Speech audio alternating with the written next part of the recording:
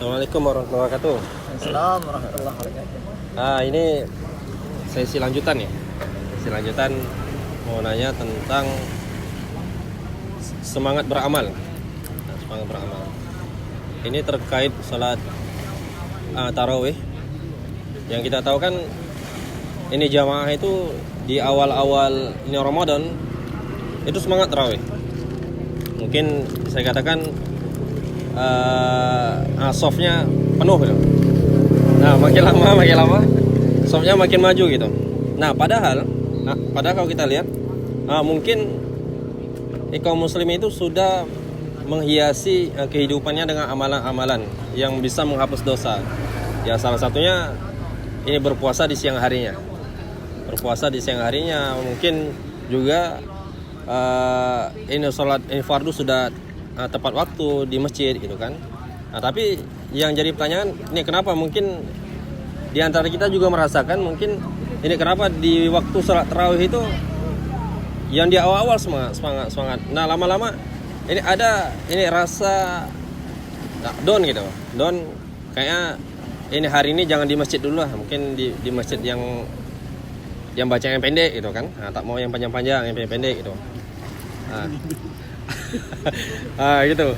Nah kenapa bisa bikin kita tuh terkadang bisa down gitu.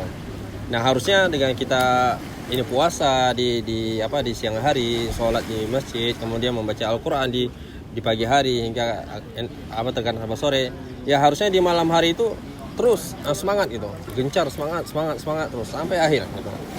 Nah terkadang ini ujian itu menimpa kita kaum muslimin di saat itu, mulai lemes nih. Apa nggak mau cari yang panjang-panjang masjidnya bacaannya? Cari yang dikit-dikit lu. Besok baru panjang-panjang lagi.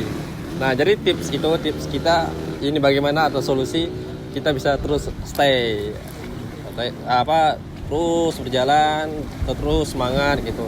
Nah tanpa kenal lelah gitu. Mungkin Ustaz. Antum tanya siapa nih? Antum lah. Nanti mungkin ditambah beliau lah.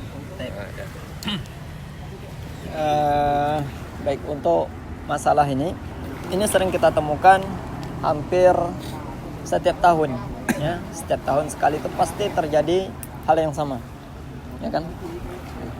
Seperti itu. Dan ini sudah termasuk salah satu apa yang disabdakan oleh Nabi sallallahu alaihi wasallam. Apa kata Nabi sallallahu alaihi wasallam? Huffatil jannah bil makarih. Jalan untuk menuju ke surga itu dipenuhi dengan hal-hal yang dibenci. Ya. Jalan menuju ke surga itu dipenuhi dengan hal-hal yang dibenci. Kenapa? Karena belum tentu semua orang bisa melakukan amal-amal soleh yang mana itu sebenarnya menyelamatkan dirinya. Kan walaupun kita tahu masuk surga itu semuanya dengan rahmat Allah, tapi hal itu didukung dengan amal soleh, kan gitu. Baik. Maka ini sudah menjadi sunnatullah. Maka kita harus membentengi diri atau kita harus memotivasi diri agar kita terus semangat. Apa salah satu motivasinya? Yaitu kita tanyakan kepada diri kita masing-masing, apa yang menjadi cita-cita kita ketika kita melakukan amal soleh. Ini yang harus kita tanyakan. Motivasi lah. Ya, apa yang menjadi motivasi kita ketika kita melakukan amal soleh. Saya teringat dengan sebuah hadis yang diriwayatkan oleh Rabi'ah bin Ka'ab al-Aslami. Beliau merupakan salah satu sahabat Nabi sallallahu alaihi wasallam yang mulia. Ketika itu beliau bermalam bersama Nabi sallallahu alaihi wasallam dan beliau menyediakan wudu dan hal-hal yang diperlukan oleh Nabi sallallahu alaihi wasallam di malam tersebut. Lalu Nabi sallallahu alaihi wasallam bertanya kepada Rabi'ah, "Sal," kata Nabi sallallahu alaihi wasallam, "mintalah apa yang kau butuhkan atau mintalah kepadaku." Apa kata Nabi sallallahu alaihi wasallam? Apa kata Rabi'ah bin Ka'ab al-Aslami ketika Nabi sallallahu alaihi wasallam mengatakan, "Mintalah kepadaku"? Coba kita bayangkan ketika ada orang spesial datang ke kita atau kita membantu dia, lalu dia menawarkan kepada kita dengan suatu permintaan dari kita. tentulah kita meminta hal-hal yang terkait dengan dunia. Kan seperti itu. Tapi Rabi'ah bin Ka'ab al-Aslami ini tidaklah seperti itu. Beliau mengatakan apa? As'aluka murafataka fil jannah. Aku minta kepadamu wahai Rasulullah sebab-sebab yang bisa menjadikan aku pendampingmu di surga. Jadi Rabi'ah bin Ka'ab al-Aslami ini meminta sebab-sebab yang bisa menjadikan dia itu sebagai pendamping Rasulullah sallallahu alaihi wasallam di surga, atau yang bisa bersanding. Beliau bisa bersanding dengan Nabi sallallahu alaihi wasallam di surga.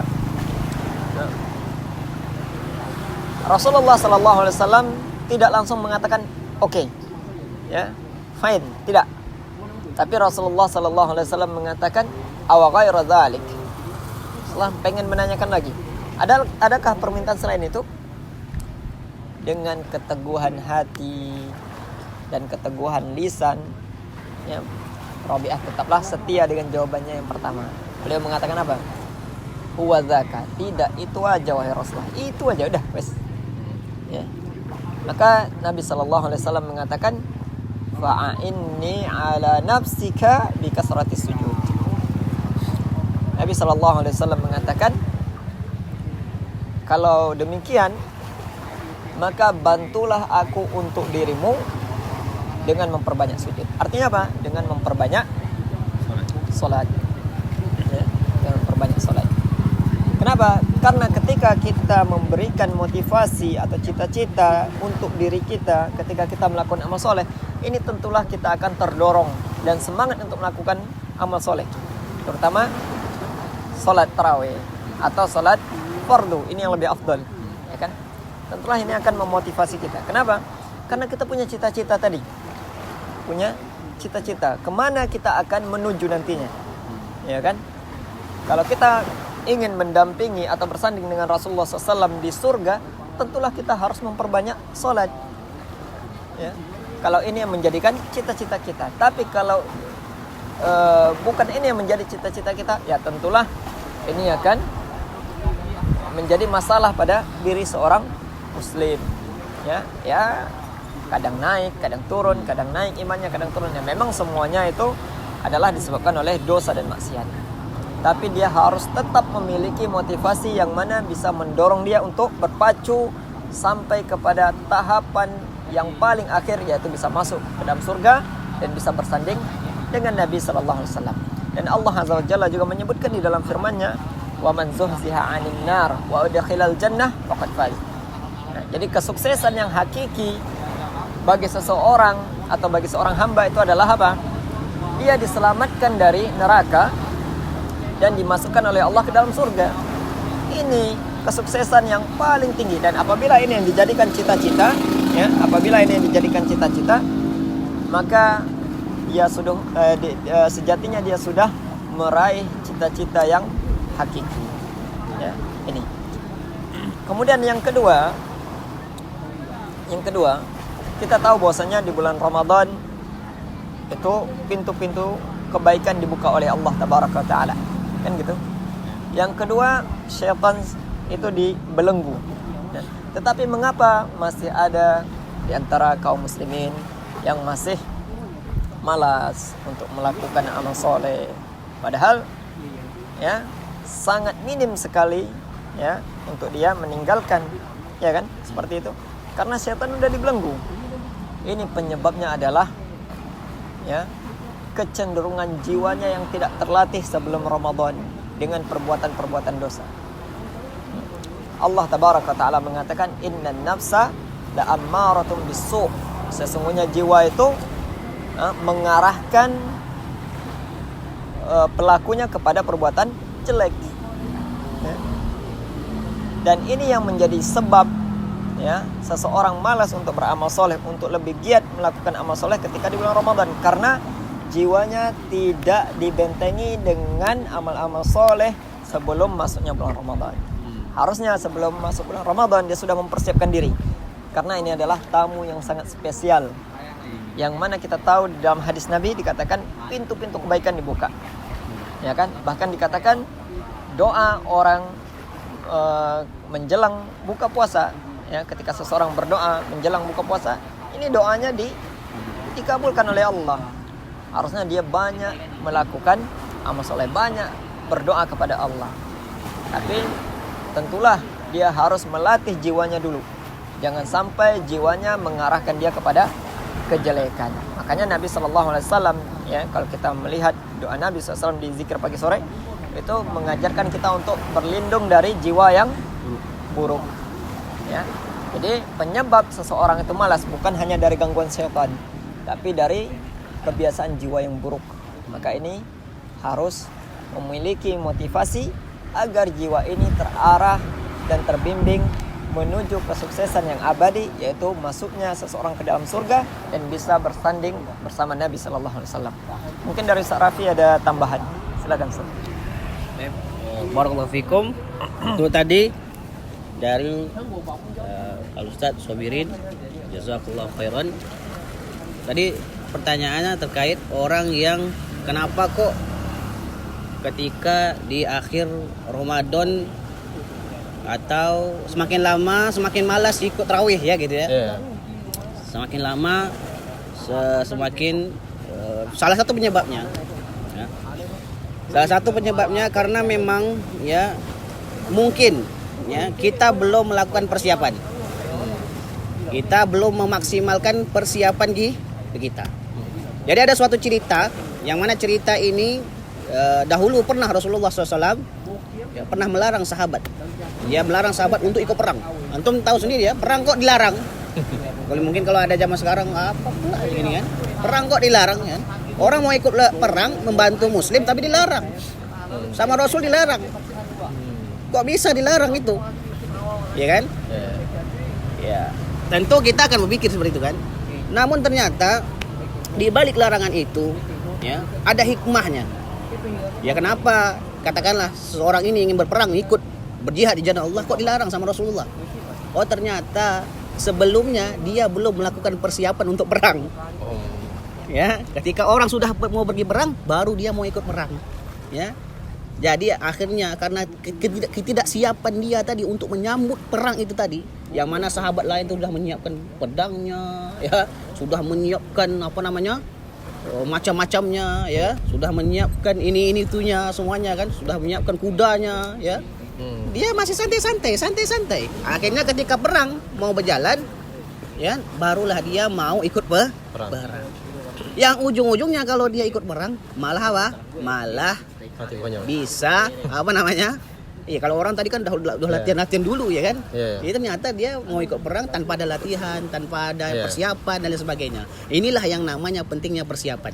Semua ibadah harus ada persiapan. Kita sebelum sholat ambil wudhu dulu. Ya kan, ambil wudhu dulu ya kan. Kalau kita begitu juga Rasulullah sebelum masuk Ramadan ini beliau sudah melakukan persiapan. Ya, beliau sudah melakukan persiapan ya. Berpuasa dikatakan hampir ya, sebulan penuh dia puasa, hampir sebulan penuh seperti itu ya. Di dalam hadis-hadis yang banyak kita temukan seperti itu. Ya, jadi memang Rasulullah itu sudah menyiapkan persiapan yang matang untuk menyambut Ramadan, sehingga masuknya bulan Ramadan bukan lagi lemah, letih, lesu, lunglai. Tapi sudah semangatnya ya, karena memang sudah titik puncaknya di situ. Nah sekarang kita yang tidak melakukan persiapan ini macam mana? Ya kan? Kita tadi mungkin lupa kan bulan sebelumnya belum ada persiapan. Macam mana? Ya.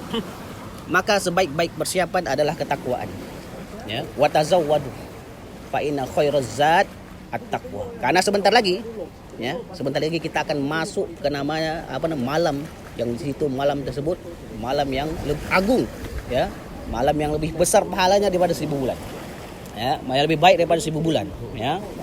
Maka penting bagi kita untuk melakukan persiapan karena sebentar lagi kita mau nyampe sini nih. Kalau kita dari sekarang ini tak ada pelaku persiapan ya, maka nanti takutnya pada malam ini kita lemah lagi gitu. Ya, maka wa tazawwadu fa inna khairaz zat at-taqwa. Ya, hendaklah kalian berbekal karena sebaik-baik bekal persiapan ya itu adalah ketakwaan. Macam mana kok bisa bertakwa? Dengan cara menuntut ilmu. Nah, dari sekarang kita menuntut ilmu. Coba kita cari keutamaan Lailatul Qadar itu seperti apa.